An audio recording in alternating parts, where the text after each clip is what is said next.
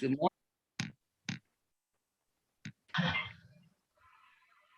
Okay, here we go.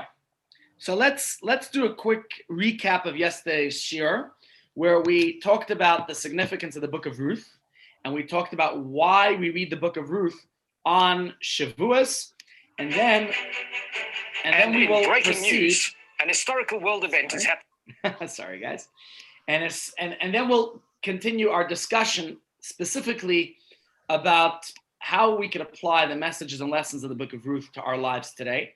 Yesterday, we took a deep dive into the book of Ruth itself, and we looked at the text. And today we're going to analyze it and talk about lessons and messages that we could derive from it. So before we do that, quickly, we know that it's a custom that on Shavuos, we read the book of Ruth. Now, why do we do so? Well, there's quite a few ideas that we could learn from it. So let's firstly just look at Ruth, who we discussed yesterday. She was a Moabite princess, and although she came from a family of wealth and royalty in Moab, she nevertheless abandoned that luxurious lifestyle and converted to Judaism. But it wasn't an easy move into Judaism.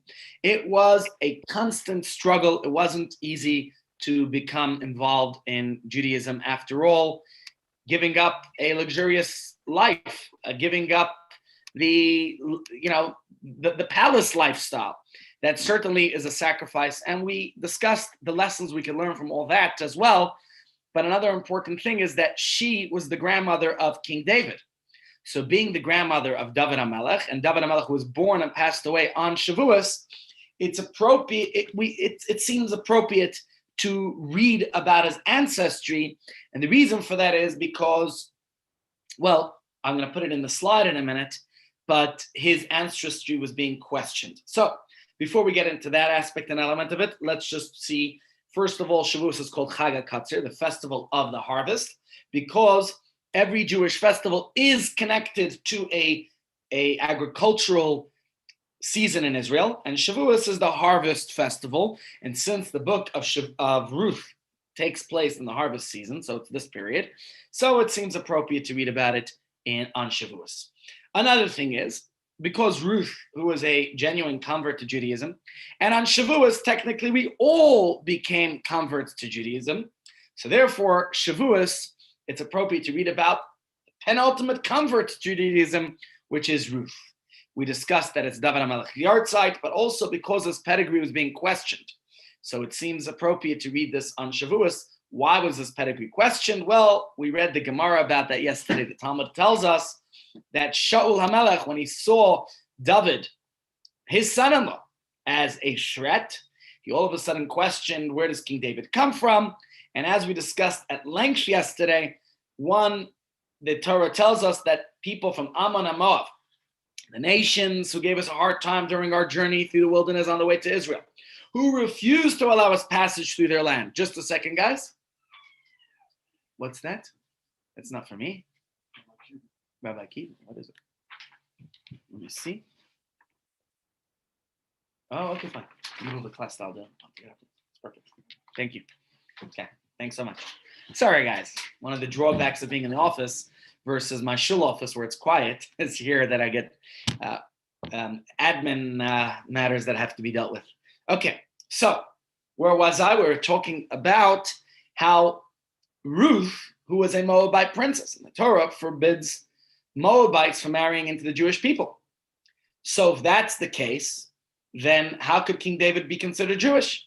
And the answer we explained that the Talmud tells us when his lineage was being questioned is it's only Moabite men who were not allowed to marry into the Jewish people, who weren't even allowed, even if they converted, meaning their conversions would be accepted, but still they would struggle into marrying into the Jewish people. So that was, again, because King David's birthday in Yartzeit is on Shavuos. That's why we mentioned that. And then, of course, because Ruth converted to Judaism, and she didn't just convert to Judaism and accept all of Torah, but it came with hardship. The same thing, all of us are like converts to Judaism in that sense, because first of all, when we accepted the Torah at Mount Sinai, we then became the Jewish people. Prior to them, we We were the Jewish family. We were the children of Jacob.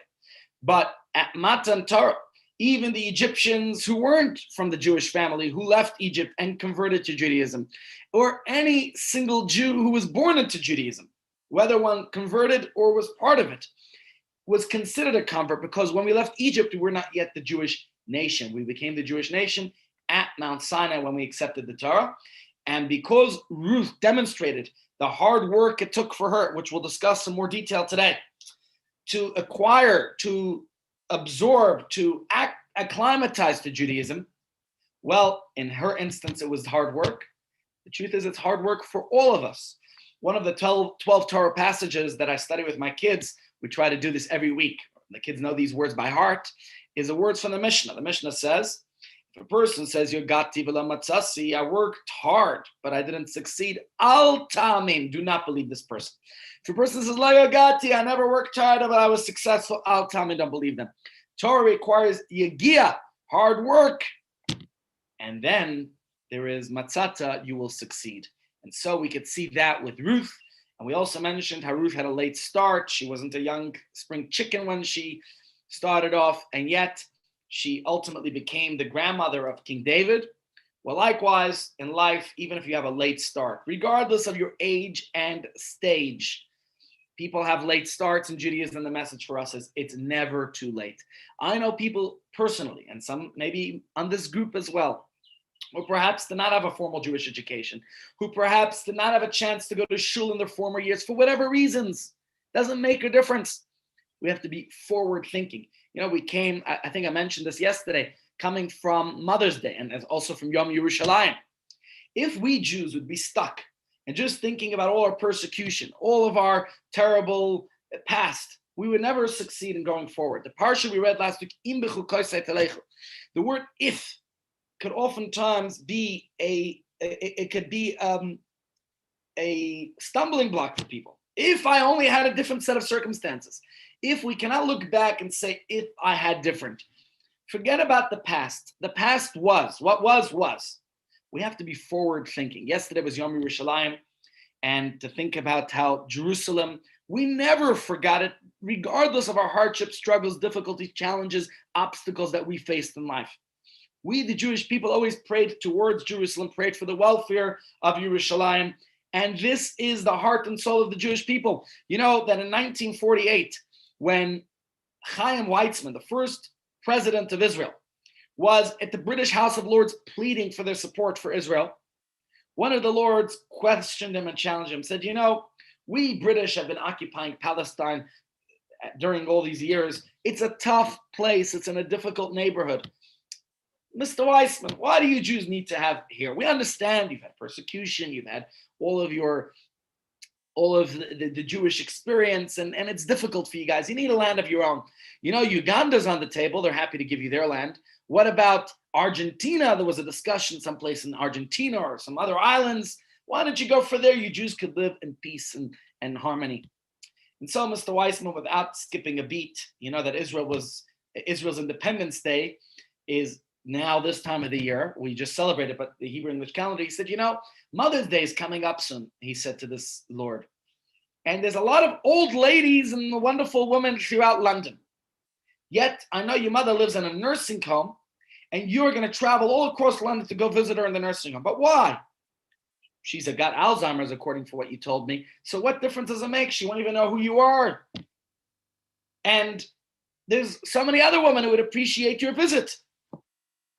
And the Lord understood that, of course, even if we Jews don't necessarily always reflect our ancestors, our patriarchs and matriarchs, even if sometimes we've gone off the rail and we're not exactly the same as we ought to be, even if there's many other countries who are perhaps willing to accept us, we only have one mother. We only have one mother. And to us, the Jewish people, Eretz Yisrael is our motherland. And Yerushalayim is the heart of it. And so that's our place. We can't just look back in our past and say, oh, we suffered, we struggled, if we had different circumstances. We were forward thinking. We said, now's our opportunity. Now we're going to do it. In our lifetime, we experienced the miracle of returning to the Holy Land. And in the book of Ruth, as we read yesterday, and just to quickly recap the story, What happened was there was a shofet, a judge amongst the Jewish people by the name of, skipping me now. What was it Elimelech, right? No. Yeah, Elimelech was the judge. And he had his wife, Naomi. Okay, she's a major protagonist of the story. And they had two sons, Malchlan and Chilion. And when there was a famine in the land of Israel, and the famine is a sign that God is not happy with the Jewish people, what did this judge do? Instead of sharing his bounty with his people, he abandons them. He absconds and he moves off to Moab, which is a neighboring country of Israel. And while he's there, he thinks life will be good for him because he's got money, but things don't work out very well. Firstly, his children marry out of the faith. They marry Moabite princesses. They were wealthy. They managed to marry Moabite princesses. Things didn't go well for him. Elimelech dies, and then his two sons, Machlon and Chilion, die. And as we read yesterday in the text, it's the time that Naomi says to her daughters-in-law, to Ruth and Orpah, it's time for me to go. And this is where we left off yesterday. As she's bidding farewell to them, they, of course, are behaving very, very, very kindly, and they are following her, and they're first going with her. But as she says, please leave me, go back. It's not worthwhile for you to come with me to Israel. It's a rough neighborhood. And that's what happens. Orpah leaves. She says, okay. She kisses her mother-in-law. And remember, I told you yesterday, that was an important verse to remember, where Orpah kisses her mother-in-law goodbye, but Ruth cleaves to her mother-in-law, to Naomi. And Ruth is the one who says, wherever you go, I will go. And that's where we left off. That's the story. And of course, the verses continue with describing how they come to the land of Israel in utter poverty. And that's in fact part of the rationale that Naomi says to them. You are princesses. You're used to royalty. You're used to a good, wealthy life, affluence. Don't come with me into poverty in the land of Israel. God is not happy with me and what my husband and I did by leaving the land of Israel. You don't want to come with me. But that's what happens. Orpah departs. She separates from her mother-in-law. And Naomi and Ruth follows with. Now, we left off at this part yesterday. And of course, one wonders why Ruth will make this choice of going with Naomi. For what reason? Didn't Orpah make the more sensible decision, the more logical choice, right? She listened, in fact. Who's better, the one who listens or the one who doesn't listen? Orpah listened to Naomi's sound advice when she said, don't come with me, go back home. Naomi literally pleaded with both of them, leave me, don't come with me. There's nothing for you in Israel. And Orpah conceded. She acquiesced to her mother-in-law's plea, while Ruth ignored her pleas. And the Medrash tells us something very interesting. I actually did touch on that yesterday, that, you would think that Orpah went home happy. She was content with her decision that she made, listening to her mother-in-law's well-intentioned, well-meaning guidance to go back home. But the Talmud, the Medrash says something that actually, no. She went home that night and she cohabited with 100 men. With 100 men that night, she cohabited with them. Quite something. The Medrash says, that night she slept with 100 men. I mean, that's wild. What was going on? It's quite baffling. Why did she, after taking part of her leaving her mother-in-law, Naomi, that she goes and that's what she does, it's an orgy like this? Why was she consumed with this this feeling of rejection? A rejection, I'm talking about Naomi coming from Judaism, obviously imparted certain values and morals. And if you go deeper into learning and discussing it, which we've done previously, if you recall, about 5 years ago, I gave a deep shir about this, where they obviously where there's no way that Machlon and Chilion would have married them if they didn't convert to Judaism and wholeheartedly, fully accept it. So if you accept the morals and values of the Jewish religion, you come to admire and respect the ways of your mother-in-law, Naomi, who is the wife of a judge, a shofet, of a leader of Israel. And now all of a sudden, you go and sleep with 100 men in one night. And the Talmud then tells us that in the merit of Orpah's shedding tears, remember, she cried when she took part of her mother-in-law. Well, she was rewarded with bearing 4 mighty warriors, one of them being the infamous Goliath, who was her descendant. And all 4 of these descendants of hers were troublemakers for the Jewish people, meaning for her sister's descendants. And all 4 of these were died at the hands of the Jewish people. Says the Gemara in Tractate Sota, there's Arba, excuse me, let me just translate quickly. These 4 were born to Orpah. Who were they? And they fell in the hands of David and his servants. Okay, and the Gemara tells us that who were these 4 descendants of Orpah? They were Saf, Madan, Goliath, and Yishbi. Okay, and the Gemara tells us further in the merit of the 4 tears that Orpah cried for her mother-in-law, for Naomi, says the Gemara, she merited to have these 4 mighty warriors as her descendants. And this is quite an interesting thing. What's going on here? That Orpah merits these descendants who were troublemakers, who were warriors, who caused trouble for the Jewish people. And think about what happens, Goliath versus King David, right? And in fact, the Talmud says that Goliath stood and he taunted the Jews for 40 days before King David swiped him, assassinated him.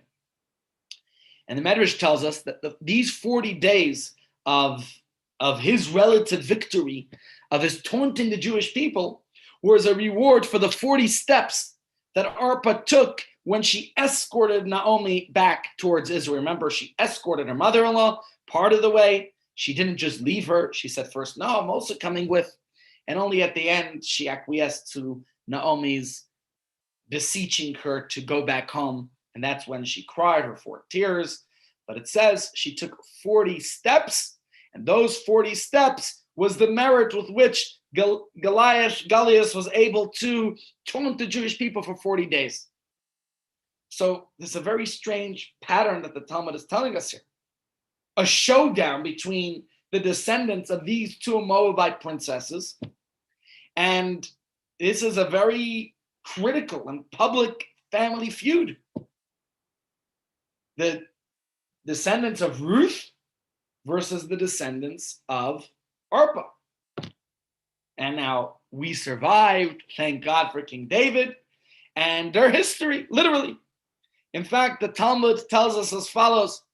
The Talmud says, when it comes to that verse, that Orpah kissed her mother-in-law, and Ruth, davak, she cleaved, she stuck, dafkaba, in Hebrew, modern Hebrew, devek is glue, right?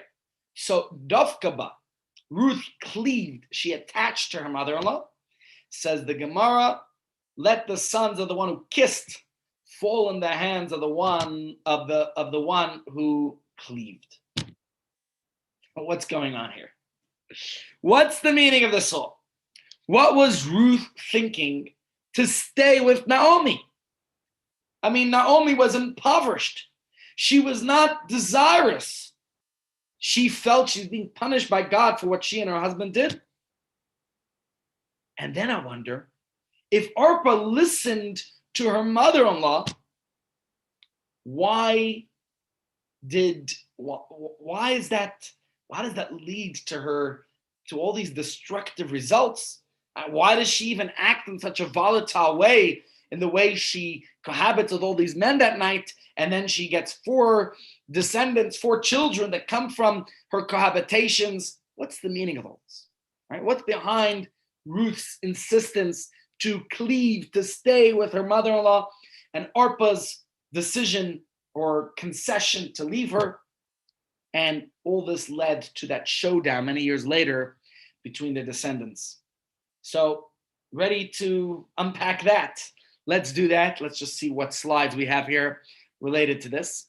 And as we said here, it seems that Orpah is the one who made that sensible choice, whereas Ruth, why on earth did she follow with her mother-in-law, say, wherever you go, I'll go. Your people are my people, and wherever you die, so will I be buried. Why did Orpah fall apart? What is going on here? And this is what we are going to analyze over the remaining time of today's shiur. Any questions anyone has? Come on, guys. Not questions? Okay. So here is the question. What is this all about? And if we go back to what the Gemara says in Tractate Sota, where it says, let the sons of the one who kissed fall into the hands of the one who cleaved. There's a very interesting and a fascinating subplot in this narrative between Ruth and Naomi. And I think it captures the true disagreement between Ruth and Orpah of why Ruth stayed with Naomi and why Orpah absconded. And in order to get to that, I would like to just pick up here Rashi's commentary on this verse, wherever you go, I will go. What does it mean? Rashi dissects it. Rashi gives us a fascinating insight into this. Let me read it to you from the book of Ruth. And he says as follows: wherever you go, I will go. Based on this, our rabbis said, just a second, is there a question coming through? Yes, Cynthia, you got a question? Okay, so where you go, I will go. Based on this, Rashi tells us, our rabbis said that when a prospective convert approaches the courts to convert, when somebody comes to the Beis Din, says the Gemara, we inform them of the consequences. You know, Judaism is a serious religion, and there are laws, and there are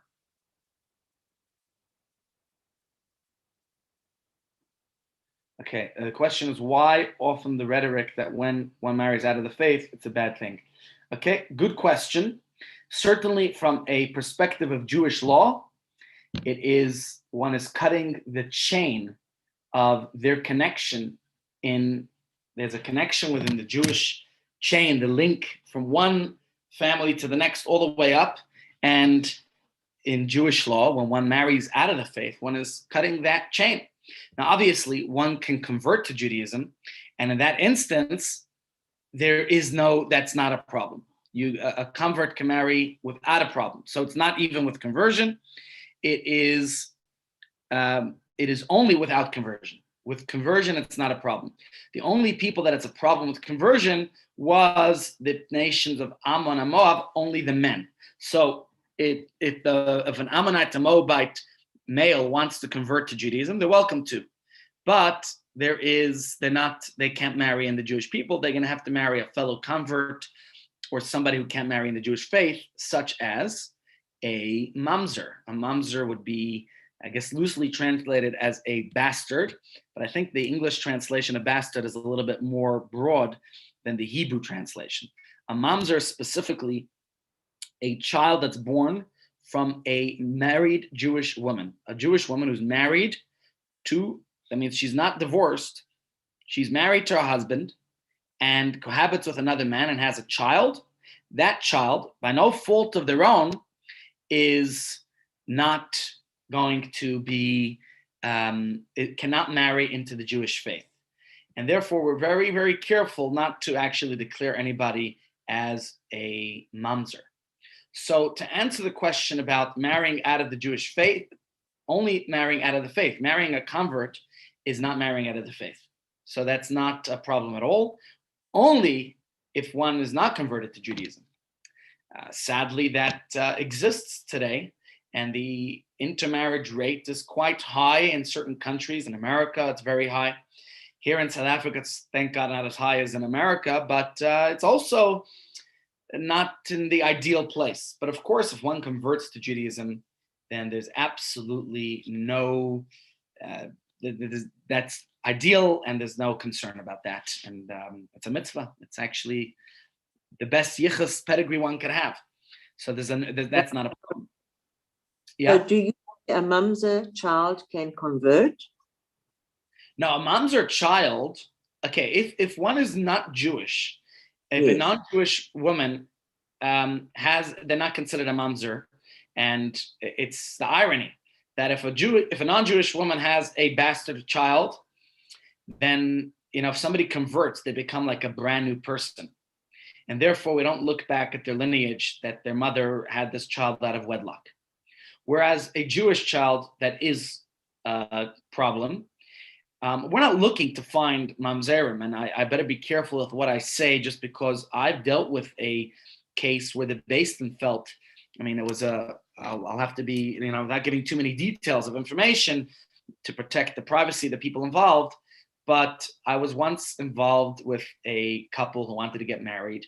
When they came to the Beis Din to submit their marriage application, they looked at the fellow's family, bring me your parents' ketubah, and his parents didn't have a ketubah because they actually were not married to each other halachically. Okay, now if two people don't get married according to Jewish law, right? A man and a woman get married, they don't get married according to Jewish law. They don't have a chuppah.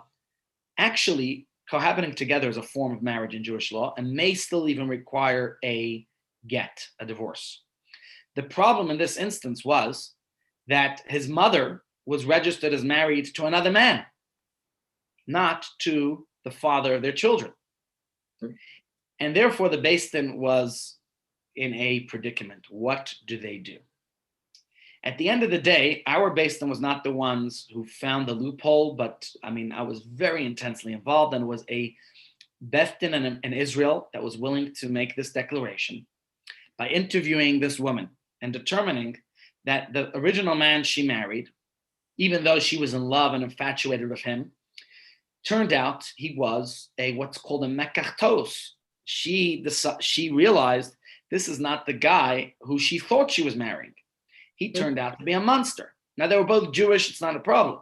But the concern here was that he abandoned her without a get. So she was what's called an aguna, a chained woman, because in Jewish law, a man is technically allowed to be married to more than one woman at once. It's a ban already over 1,000 years that it's not allowed any longer. But polygamy is not prohibited according to the Torah law. So what happened in this instance was, we have no clue where this man went. He disappeared. Okay, but they know he's alive. They're able to track his record, but he refused to give a get. So this woman said that she's had enough. She was chatful of this situation, and she wound up marrying another man. I don't blame her for it. But in that instance, the Beis Din saw that her children are very likely mamzerim because she never got a get from her husband. The Beis Din in Israel was able to determine that it is considered a mekachtos, buyer's remorse. Because when you discover, and this is a matter that's discussed in the Talmud, the only problem is I believe the Talmud gives an expiration date. For how long could you say when you buy a product, according to the Consumers Protection Act of South Africa, how long can you come back 20 years later and say, I bought this product and it no longer works, so I'm not impressed with it anymore? There's a limit to how long the Consumer Protection Act allows that. So I don't remember exactly how long the Talmud says you have to go back and say, listen, this guy I married is not the person who he pretended to be, right? That's buyer's remorse. You're not impressed with him. He's just, it turns out to be a different person. In that instance, the get might not be necessary, because even though, ideally one should get a get, but if that doesn't happen, one could say, listen, he's not the person I married, and therefore it's a buyer's remorse and it will be allowed. That's exactly what happened in this instance, that the Israeli Beis Din felt that they could make that declaration, and therefore the kids of this woman were not considered mamzerim, and therefore they can marry any fellow Jew. But halachically speaking, a mamzer would not be allowed to marry a Jew, but they could marry certain other people. Okay? Now the question that else is being asked here is, Who are the Moabites today? Good question. Since Sancherib, who was the predecessor of Nebuchadnezzar, who destroyed the first Beis HaMikdash, the first temple, so because he did something where he mixed up nations of the world. In fact, the 10 lost tribes. Some people say that there are people in Zimbabwe who are part of the 10 lost tribes. Some people say there are people from Japan who are part of the 10 lost tribes. When I was in India, there's a whole group that call themselves B'nai Menashe, that now actually, when the B'nai Menashe came to Israel, many of them, they had to undergo conversion. The simple reason was because they did not know the Jewish laws of divorce. They knew many laws, but they didn't know the laws of divorce. And ironically, if they didn't follow the proper procedure for divorce, then their children would be considered mamzerim. Better to convert to Judaism than to be a mamzer. So therefore, the Beis Din in Israel required that they all convert. It's called Gior L'Chumra, which means conversion just as a stringency. Even though it makes sense, very likely, that all their parents were Jewish, but still they had to convert L'Chumra. Here's a very interesting story. Remind me to get back to this because we still have some ground to cover with Ruth. But a very interesting story that I happened to read last week. I read it to my kids, and I think it's a great story. The story goes as follows, that there was, in 1942 or so, there was a roundup going on in Poland, and this community was being rounded up by the Nazis. They were all being sent off to the camps. And as they're being rounded up, a whole lot of Polish women were standing around and watching the way they gathered all these Jewish women. And one of the Nazis said, as soon as we're done with them, we put them in the truck. You could take all their possessions because they're not coming back. Or, we're sending them off to the gas chambers.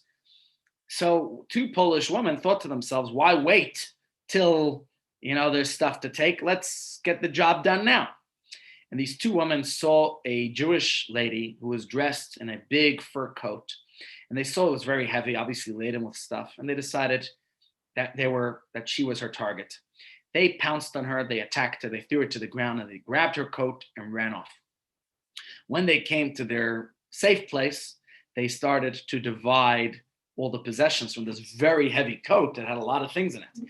And they take out, there's silver candlesticks, there's jewelry, there's gold, there's all types of things that this woman, the Jewish woman, was trying to take with her, not knowing this would be the end of her life.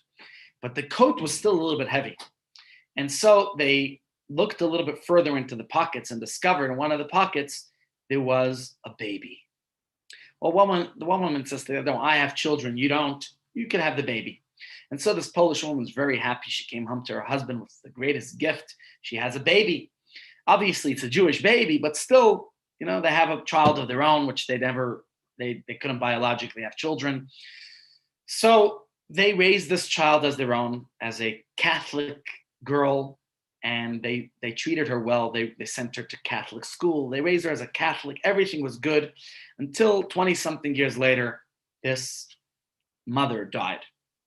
And the other woman was her close friend over the years, decided at some point to divulge that information to this young girl, lady who's in her 20s, that in fact, her mother was not her actual biological mother. But actually, her real mother was this Jewish woman that she and her friend punched to the ground. And there's not much to prove this other than a pendant that was on her when they took her. And, very likely that pendant had, inscriptions in it. Most likely it was Hebrew because they didn't recognize it. And if you look through your mother's jewelry, maybe she still has it. And indeed, she did that. She searched through the jewelry box and found that pendant. And she took it and just wore the pendant ever since, just as some connection to original past. But the parents she knew was this Polish mother and father who raised her. She, in the meantime, went to medical school, became a doctor, was practicing, and years passed, and she's on a holiday in 1981. She's on vacation somewhere, and she encounters a tefillin booth where there are young Chabad rabbinical students putting on tefillin with Jewish men, giving ladies Shabbos candles, and she decides to engage them because they're Jewish, and she heard the story about her biological mother and her adoptive mother, and she never made anything of it. It didn't mean anything. In Poland, there was not much of a Jewish community. There was nothing for her to do. But now that she's encountering rabbinic students, these guys were 18, 19 years old. They didn't know what to do with her story, but they had a recommendation. They said, why don't you write to the Rebbe? 1981, it was a privilege and opportunity to write to the Rebbe. So she did exactly that. And she couldn't believe how quick she got a response. The Rebbe said, based on your story, it's definitive. It must be that you're Jewish. And go to Israel. Israel's in need of doctors. Israel needs more doctors. Why don't you go to Israel and explore your Jewish roots there, contact the base, then tell them your story and see what you could do with it further. So she does exactly that. She moves to Israel. Poland wasn't the best place to be anyways. And in Israel, the Beis Din accepted. And, there were many Holocaust survivors who had similar such stories. And she was accepted as Jewish. I don't think she even had to convert. And she gets married and she starts a family of her own. 2001. Anyone remember July 2001? There was a lot of terrorist attacks. It was during the Intifada, the second Intifada. And the Sbarro pizza shop was bombed. And there's chaos all over Jerusalem. And she is at Hadassah in Kerem Hospital. And there's an old man looking for his granddaughter who was in the Sbarro pizza shop. And he doesn't know if she survived or not. I'm searching all over for her. And as they're talking, he discovers this pendant on her and asks, where did you get it from? Because it's unique and it looks very similar to the one I made for my two daughters. And he went on to tell this doctor that he was from Poland. And when their community was rounded up, he was sent off to the camps. And one of his daughters managed to survive. But he doesn't know whatever happened to his wife and the baby because he never saw them and he thought they were lost forever. And this was their opportunity for father and daughter to reunite. Nearly 60 years later. And there were many such stories. I had a neighbor when I grew up, an old woman who only met her sister when they were both in their 90s, discovering that they both survived. Anyways, let's get back to Ruth. I appreciate any questions. They're always welcome. And just to answer the questions again, the Moabites, we don't know who are the Moabites today. We don't know who the Amalekites are. We don't know who many of these nations are because Sancherib mixed up a lot of the people. And that's where the 10 tribes were lost. And in answer to the question about marrying out does not refer to marrying anyone who converts. It refers to marrying someone who isn't Jewish. Someone who converts to Judaism is a full-fledged Jewish person, and there's no discrimination in marrying a convert to Judaism. No discrimination, I should highlight, from halacha, from Jewish law. Whether discrimination exists amongst people, it's a separate story. Don't confuse Jews with Judaism.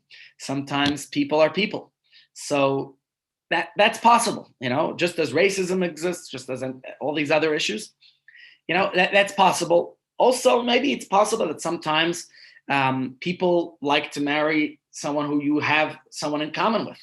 So oftentimes you'll find converts marrying converts, not necessarily because of any discrimination per se. And if it does exist, it exists. We can't whitewash it. But also I think it makes sense for people to marry someone they have more commonality with. But let's go back to the story now. And I want to read the words of Rashi to you on this quote from Ruth, who says, where you go, I will go. Based on this, says Rashi, our rabbi said that when a prospective convert approaches the courts, comes to the Beis Din and says, I want to convert to Judaism. Well, guess what we tell them? You think it's so rosy and exciting? You think all Jews are rich? Guess what? That's not true. We have plenty of poverty in the Jewish community. You think all Jews are smart? We have plenty of foolishness in our community. You think all Jews are righteous and pious? Judaism has laws. Judaism has consequences. There are punishments. And if you want to join the Jewish people, just know it's going to come with all those things. There's persecution. There's all those problems. And at the end of the day, it's not as rosy as you think. It says Rashi, if the person wants to retract and wants to back out of it, they're welcome to. And I can tell you personally, from knowing people who've joined the conversion program, our Beis Din certainly has a very high standard when it comes to conversions.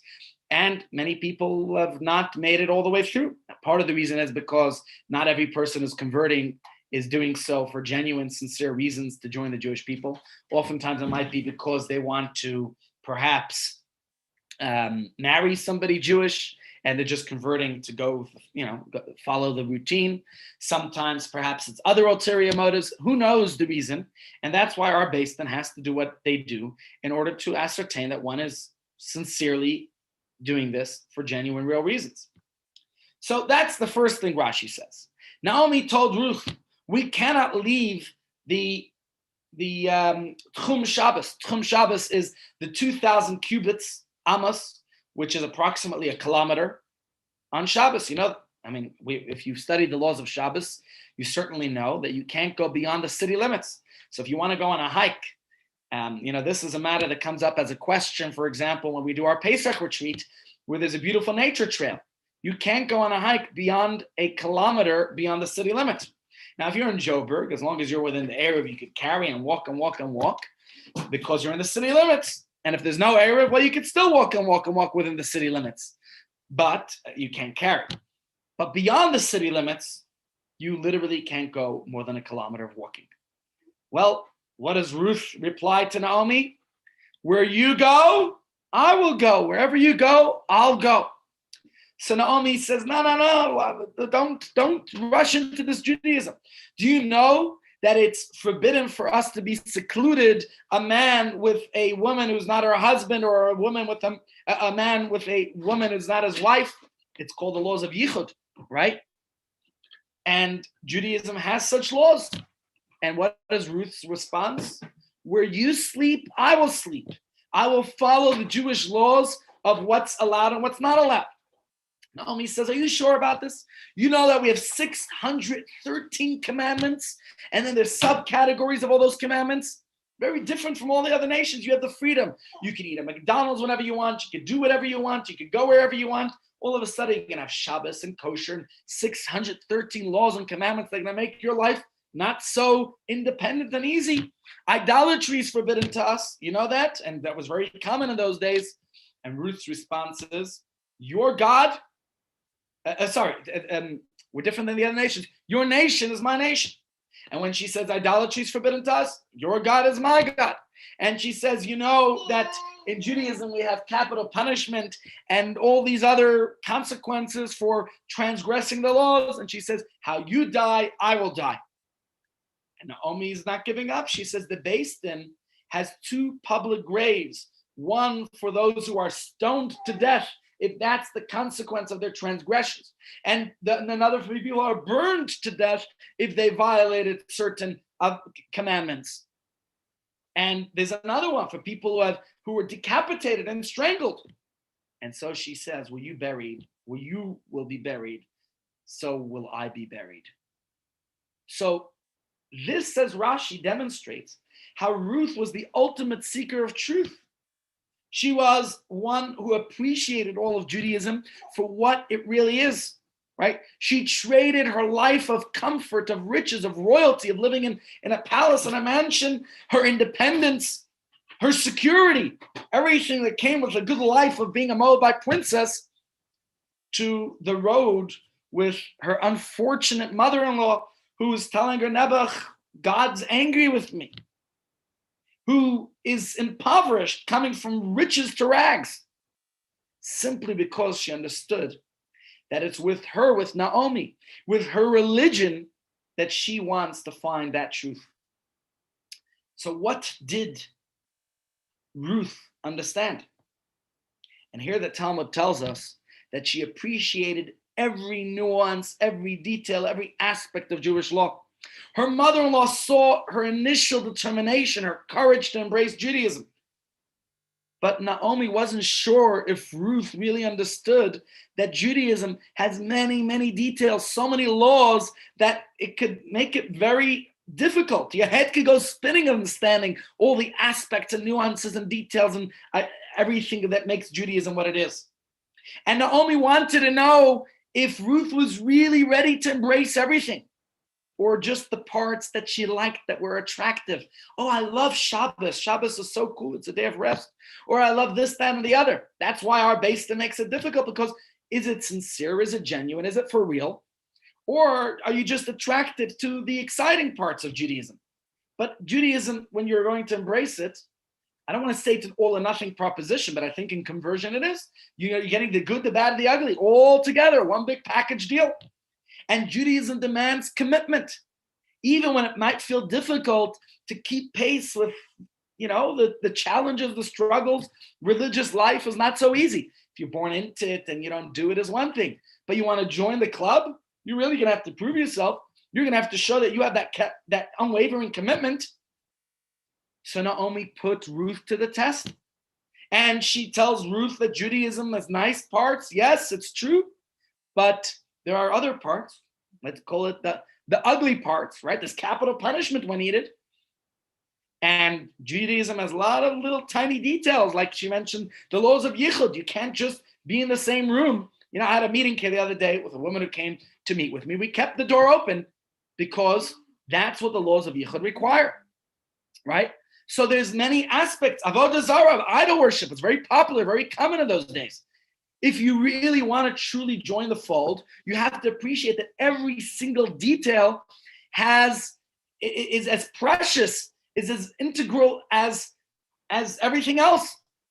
Judaism is very, very multifaceted. There are a lot of aspects to it. And you're getting a package deal, the good, the bad, the ugly, everything together. And within Jewish law, you have to, we did this long ago, right? How you tie your shoelaces, there's so many details, so many nuances. And you have to be ready to commit to take your Judaism all the way and to persevere despite the struggles and challenges, the persecution, the anti-Semitism. You know that with joining the Jewish people, there are going to be people who are going to destroy our temple, and there'll be crusaders, and there'll be expulsions, there'll be evictions, and the media is going to tell you how bad Israel is, and you're going to have to be, oh my gosh, I'm part of these people. You're really going to be committed to this through thick and thin? And Ruth's response was a resounding yes. I understand all of this, and I want to embrace the faith of God all the way. And to go back to anything else is just not an option for her. And this is what the Medrash tells us. She doesn't want to go back to the royalty of her father's house of idol worship and everything else that Moab had, everything that was there. And that's when Naomi saw that indeed Ruth was legitimate, that she was really genuine, and that's when she stopped dissuading her. So each time she says, go back, I don't want you to come with me. You don't need this in your life. It was a test to see if Ruth was truly committed. And that's when they went on their way, when she proved indeed that she was. And they go hand in hand to the promised land, ultimately leaving their mark on the future of the Jewish people. That's how she becomes the great grandmother of David HaMelech. So, but this took work to prove. So, again, it's not that all or nothing. Of course, we understand that every mitzvah is important, and I've said this many times. It's not a matter of, you have to do everything. But at the same time, that obviously if one mitzvah is important, and violating something doesn't make you a bad Jew, right? We all have our struggles. We all have situations, circumstances that for whatever reason, we have to take things one step at a time. That's okay. But the point here is that the ideal way to commit to a devout Jewish way of life is to recognize that at times it's going to take that commitment. And especially for one, so to say, from the outside who wants to get involved, you have to really be fully committed through thick and thin, through every single aspect. And so, yes, to think that it's okay and perfectly acceptable in principle to take the nice parts of Judaism and to think that such an approach is viable, especially in our generation, it's a nice thing, but we have to recognize that Judaism, if you want to come into it, it's the full package deal. Now, what about Orpah, right? She also was very fond of Judaism. She was married to Naomi's son.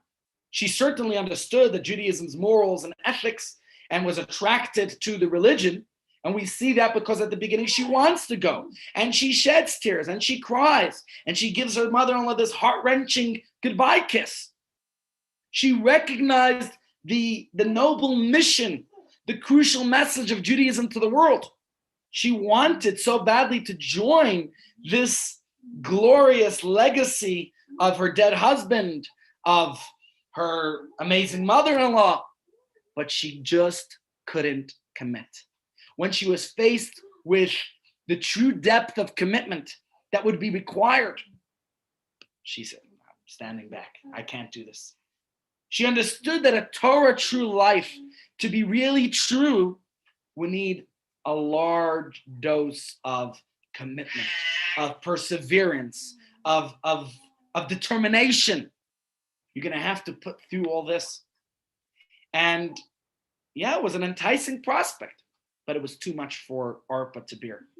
And that's why, according to this interpretation from the Talmud, she turned her back and she retreated. She moved back to Moab because she just couldn't cope with this.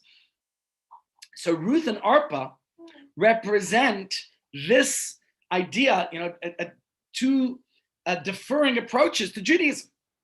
Right? We have these two Moabite princesses who married into the Jewish people, and we're now faced with this difficult, life-changing choice. It's a fork road. Which way do I go? To follow Naomi and continue to practice the religion that they perhaps grew fond of and had grown to love. And it's going to come with struggle, with poverty, with difficulty, with challenges. Or do we go back to the pagan lifestyle, the immoral life of the riches, of the decadence that Moab represented, and especially being princesses of Moab? And they each made their own choice. In the words of the Talmud, Orpah was a kisser and Ruth was a cleaver. Orpah couldn't commit, but Ruth did. And I want to share with you a fascinating insight from the Maharal of Prague. And he says he observes an unfortunate psychological phenomenon that we experience, that we witness all too often. When someone experiences closeness to something, right? Someone followed with a rejection of that thing or individual, it could very easily turn into something, we discussed a few weeks ago. The more you love someone, the hatred is commensurate with that. Well, this was the Maharal's perspective. And he says that's why Orpah that night, even though she was following with her mother-in-law, she all of a sudden left. She was consumed with this intense guilt that turned into a passionate rejection of Judaism. She sunk to the depths of immorality, of promiscuity, because there was this Judaism that she was attracted to, that perhaps she admired. And all of a sudden, now that she rejected it, she went all the way the opposite direction. She slept with 100 men in an orgy that night. And how did she come to bring those monstrous warriors into the world? She went the opposite direction of holiness. All of a sudden, she brought, the goal of Judaism is to bring light and to be a light unto the nations. And so she brought the opposite. The warriors who fought with her sister's descendant, Goliath, who fights with King David. Her rejection became the opposite of what her sister embraced. And that's where the stage was set for the two to eventually duel, to fight with each other and to see who could win. And that took place in their descendants, which Goliath being the descendant of Orpah, and King David the descendant of Ruth. So when Goliath confronted David and taunted him and the Jewish people, it was that reenactment of the two sisters' approach to Judaism. Orpah's goodbye kiss with her rejection of the faith and her going the other way, and Ruth's cleaving to Judaism with her wholehearted embrace of all of Judaism. And that was embodied by her pious descendant, by David HaMelech. And so when if we think of that story and the consequences, David HaMelech being the descendant of Ruth and symbolizing the continuity of Judaism, and Goliath being the descendant of Orpah and representing the opposite of Judaism. Says the Maharal that this is a psychological phenomenon that in our own lives, perhaps, we can see this idea of when one rejects something that's close to them. And so, looks like our time is up, but I want to just conclude with this thought of the idea that we're celebrating Shavuos next week, and Shavuos is when we receive the Torah, and it's about this Yom Tov, in a sense, is one of the greatest holidays because it's when we receive the Torah, which represents everything in Judaism, right? But it's not as concerned with our past as it is with our present. As we said before, coming from Yom Yerushalayim yesterday, we could always go back and say, if only my circumstances were different, if things were, we can't look at only the ifs of the past, but rather we have to deal with our present. So every year comes Shavuos, we relive, we re-experience the themes, the ideas that were associated with each particular festival and holiday. And so as Shavuos comes, we have to apply its message to our life. Shavuos is the time we celebrate God giving us the Torah. It's an opportunity for us to reflect, to think about what that means to us, right? It constitutes a real acceptance of the Torah, just like Ruth was that penultimate convert to Judaism. Each of us are like converts to Judaism as we re-embrace and accept the Torah in our daily lives. And so from this story of Ruth, we understand that it's about accepting everything Torah has to offer on Torah's conditions. It's not just about the bracha. It's not just about the whatever is attractive and exciting. It's about accepting the full gamut of Torah observance, making a commitment for the long haul. And that's the connection that we make with Hashem. So, of course, it's not always easy. Like Ruth, it comes with its struggles and challenges. Like Ruth, it came with poverty. And so if we can really embrace all of it and do what we can to recommit ourselves to the Torah's way of life, not all or nothing, but commitment indeed. That's the message I think we all need to take. And that's the message we tried to convey today. So let's not be like Orpah, just kissing and passionate and excited, but rather like Ruth, who was a cleaver. And remember, how are we going to accept the Torah today in every detail? Remember the words of Rabbi Barry Marcus that I heard some 23 years ago when he said, these days we need much more Ruth and less ruthlessness. Let's embrace that, the idea, the messages, the lessons we can take from Ruth in our lives today. And Yasher Koach, there's a lot more, the truth is, that we could learn about Ruth. It's your choice if you want to continue.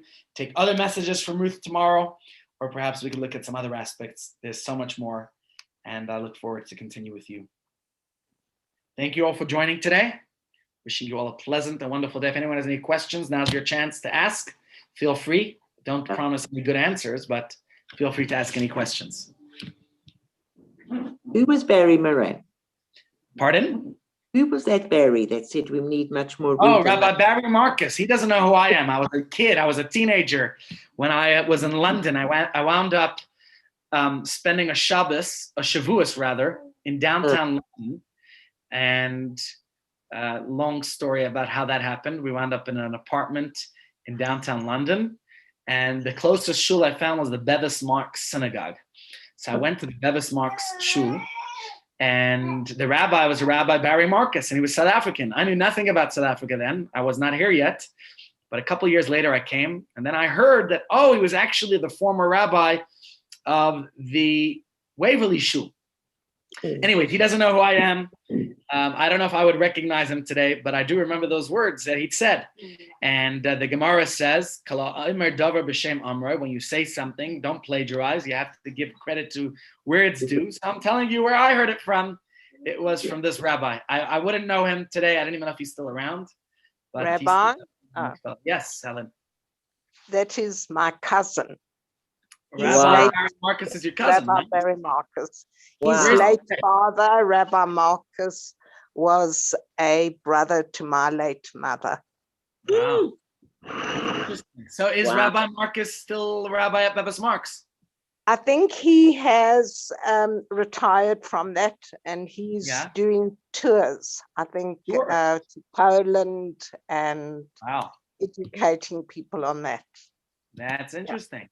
That would be nice for me to find him again one day. I just Googled this picture and I recognize him exactly as he was then. He looks a little bit grayer, but yes, he was.